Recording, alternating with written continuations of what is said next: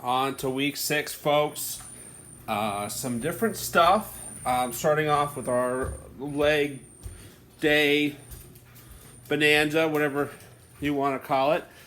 We've got some side lunges. Let's talk about these, as there's a few things that are easy to mess up, and we don't want to mess up. First off, I want the camera a little lower so you can see, so you guys can see what my legs are doing. Let's turn this like this and put that there, and okay, that should be good. Okay, check this out. Right, just to start, spread your legs apart. You'll notice my feet are out a little bit. That's fine. They don't have to be perfectly straightforward. They might rotate a little bit. They might move, is what I'm saying. Just find a spot that's comfortable, and what we're going to do is we're going to lunge to one side. I'm pushing my knee out, right? Come back up, and the other side. See how my knee pushes out?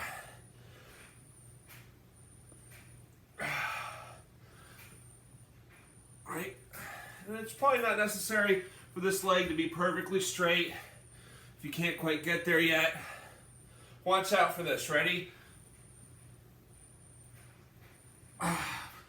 That's not what we're looking for. We want you to come all the way up to this center position every time. 1. See how that knee pushes out? 2. 3. Take your time. It ends up being 30 per side, right? 1, 2, 3, 4, 60. Boom, nailed it. Next up, our one-legged deadlifts. At this point, you guys should be pros, as we've been really hammering them a lot. You got your single weight. Here's mine. You burp. Squeeze your glutes, load your hammies. Try the hips back. Touch by the pinky toe. Push to the floor. Now, if you're someone that doesn't have a weight, just double the reps. What I want you guys to do is switch legs every 10 reps. So 10, 10, 10, 10, 10, 10. I think that's 60. That sounds right. Then we'll finish up warm up with just some upper body rows. If you have a band, we'll do the band rows. If you don't, we'll do body rows. And we have gone over ways to rig that up in the past as well. Let's get into the fun stuff. Step ups. Now at the gym we have 20-inch boxes, right? That's what we use. You don't need to necessarily find something that's 20 inches, but about knee height is the best way, is a good height. So I've got a chair, and honestly, I probably don't want to add resistance on this chair. So maybe find something a little more sturdy, but for our sake, hey look, it's about knee height. So for this demo, it'll be fine. This is the chair I use to change the batteries in the smoke detector, so I shouldn't die. If I do, you guys have something to talk about at my funeral. Okay, right legs on the chair. Squeeze my right butt cheek. Weights in my right hand. I push through the box. Okay, that's pretty sturdy. I come down. Come down as controlled as possible, remembering to keep everything tense. That's a little better. 8 per side is a set. So do both legs, 8, 8, and then you can have a seat on the couch. Woo! Take a break till your next one. Yeah, it's a lot of sets to start, but the weights you guys have should be fairly manageable. Should be a weight that we use often. So the sets should be manageable. For those without weights, it says double the reps. If you are someone that struggles with step-ups, you have a couple options. You can work on height and forget about the weight. And what you're looking for isn't forcing yourself to do higher height and, oh, I got on the box, I got on the chair, I'm good. Even though it was sloppy, no, it's got to be appropriate height with appropriate technique. So if you're stepping up and your knees caving in and you're hunched forward and you're doing something like this, oh, right, that's not really a step up. That's a any way get up, which is not what we're not doing any way get ups. We're doing step ups. So if you struggle with step-ups, that's the best thing to do, is to work on the height and get as high as you can, box-wise, chair-wise, couch-wise, whatever you're stepping on, with good form. And once you've got that, then start adding the weight. But most of you guys should be okay. And I just brought it up here. Guys, watch that knee collapse, Now let's say you're kind of an in-between person. Hey, I can do knee height step-ups. My knee's stable without weight, right? I can step up, I can fully extend, I can feel everything working, I can feel my glutes firing, my hammies working, my quads working together, everything's working. But as soon as I add the weight, I fall apart. We do have another option, because most of you guys only have one weight. So you use a weight, but now you also work on changing the height, right? The higher it is, the more difficult it is. So now find a height with your weight that your technique is manageable. Hey, it might be an inch or two below knee height. It might be 6 inches below knee height. So basically the way to progress on this is you start without weight and you work your way up height-wise to knee height. And then you add the weight and you do the same thing again. You work your way up height-wise to knee height. Then once you're there, you're just banging them out. It's easy. Next up,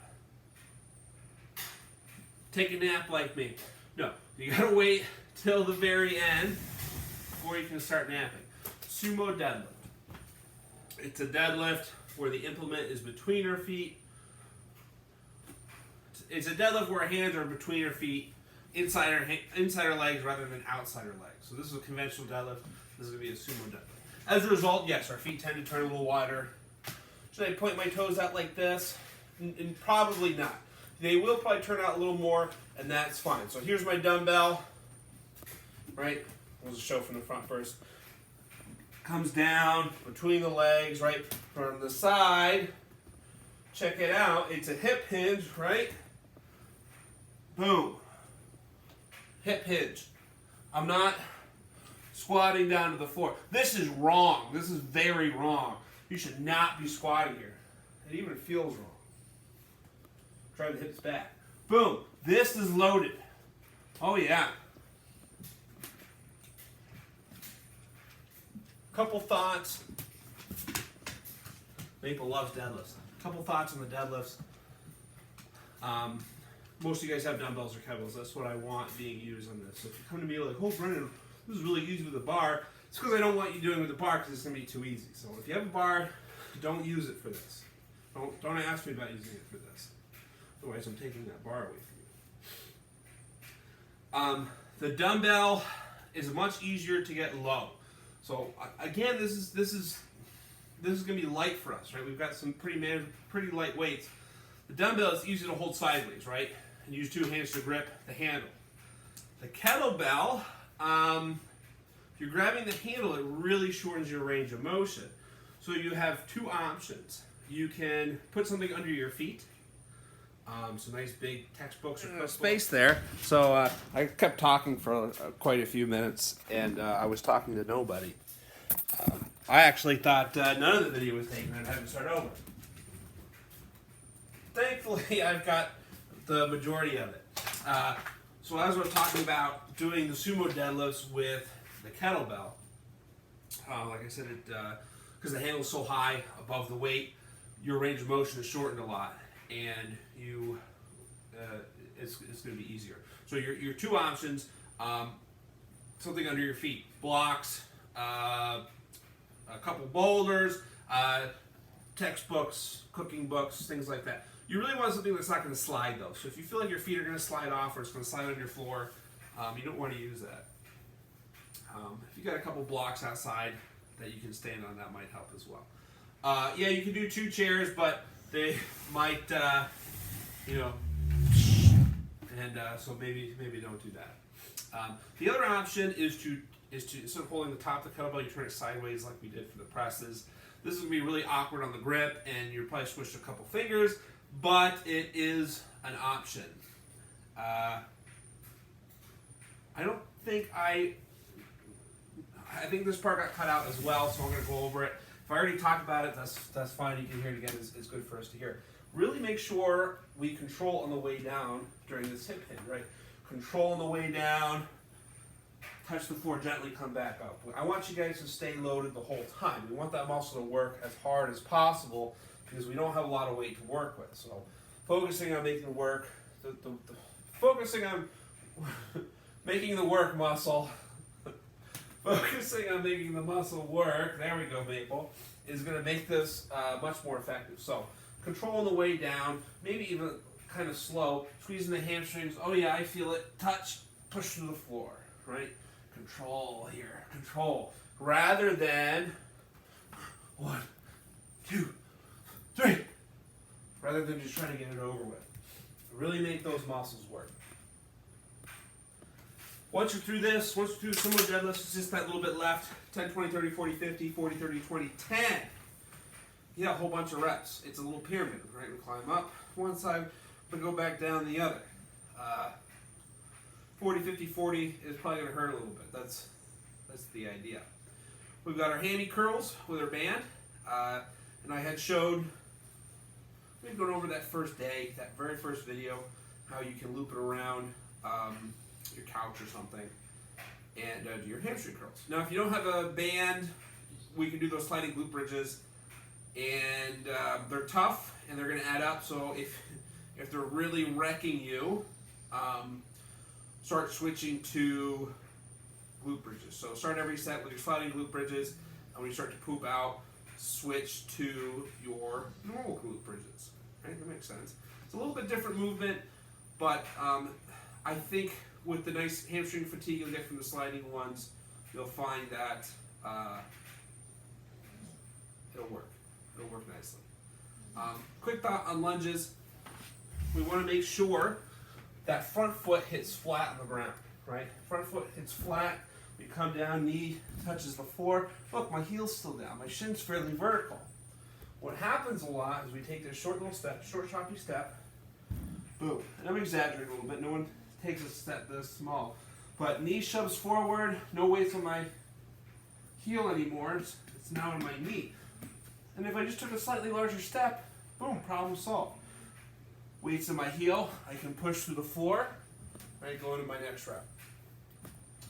We'll split the reps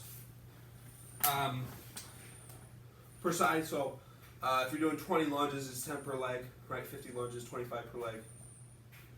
Once you're done with this, avoid stairs, as your legs are going to be a little wobbly. And that's it. That's it. Week 6, let's get it.